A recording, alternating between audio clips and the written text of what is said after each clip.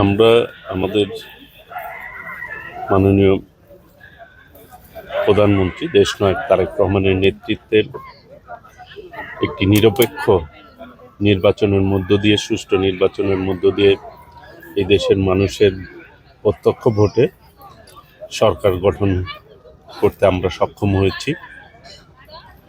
সরকারের যে প্রতিশ্রুতি, আমরা সেই প্রতিশ্রুতি অনুযায়ী কাজ করে যাচ্ছি।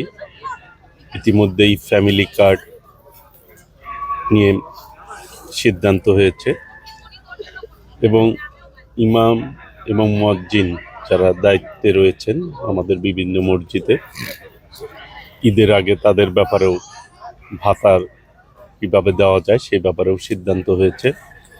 আমরা আমাদের জায়গা থেকে সর্বোচ্চ সততা এবং নিষ্ঠার সহিত আমরা দায়িত্ব পালন করার চেষ্টা করছি, যাতে করে এই দেশের মানুষের যে প্রত্যাশা, সেই প্রত্যাশা অনুযায়ী আমরা আমাদের জায়গা থেকে তাদের সেবা দিতে পারি, সেই অনুযায়ী আমরা কাজ করে যাচ্ছি।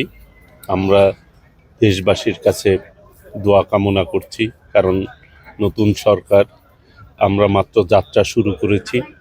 সকলের দোয়া নিয়ে ইনশাল্লাহ আমরা আমাদের কাজ করতে সক্ষম হব এবং সফলভাবে আমরা আমাদের দায়িত্ব পালন করতে পারবো ইনশাল্লাহ। দৈনিক আজকের বাংলা .net